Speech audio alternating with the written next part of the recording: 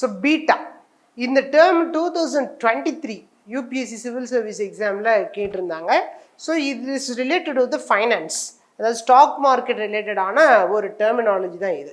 நிறைய பேருக்கு அது அப்போ புதுசாக இருந்திருக்கலாம். ஸோ இதை பற்றின ஒரு பேசிக்கான அண்டர்ஸ்டாண்டிங்கை இந்த வீடியோவில் நம்ம சொல்லிடலாம். ஸோ பீட்டாங்கிறது இட் இஸ் ஒரு நியூமரிக்கல் வேல்யூ. எந்த அளவுக்கு நம்மளோட ஸ்டாக் மார்க்கெட் வந்து ரொம்ப வாலட்டைலாக இருக்குது, எந்த அளவுக்கு ரொம்ப சென்சிட்டிவாக இருக்குது அப்படிங்கிறத தெரிஞ்சுக்கிறதுக்கான ஒரு நியூமரிக்கல் வேல்யூ தான் இந்த பீட்டா அப்படின்றது. ஒரு நியூமரிக்கல் வேல்யூ. மோஸ்ட்லி இது 1.01 அப்படிங்கிற வேல்யூ. இந்த 1ங்கிற வேல்யூவில் பீட்டா இருந்ததுன்னா ஓரளவுக்கு நமக்கு அது நல்ல பெர்ஃபார்மன்ஸ் நல்லா இருக்குது, நியூட்ரலாக இருக்குது, பெரிய அளவுக்கு மாற்றம் இல்லை அப்படிங்கிற மாதிரி நம்ம சொல்லலாம். ஆனால் அதுவே நம்ம 1க்கும் கீழே போயிடுச்சுனாலோ இல்லை 1க்கு மேலே போயிடுச்சுனாலோ டிஃப்ரெண்ட் சினாரியோஸை நம்ம இங்கே ஃபேஸ் பண்ணுவோம்.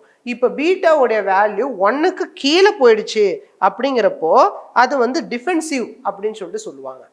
அதாவது பெரிய அளவுக்கு அதில் மாற்றங்கள் அப்படிங்கிறது இருக்காது. ஆனால் 1க்கு மேலே போயிடுச்சுன்னா அது அக்ரெசிவ்னு சொல்லுவாங்க. அதாவது அதனுடைய மாற்றம் ரொம்ப தாறுமாறாக இருக்கும். இப்போ எப்படி கோல்டு விலை வந்து திடீர்னு ஏறுது, ரொம்ப ஏறுது. ஸோ அதை வச்சுட்டு நம்ம ஒரு தெளிவான ஒரு இதை நம்ம இது பண்ண முடியாது.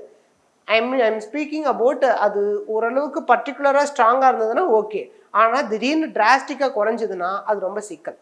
ஸோ இந்த மாதிரி ஒரு இதுக்கு தான் இந்த பீட்டாங்கிற வேல்யூவை இது பண்ணுவாங்க.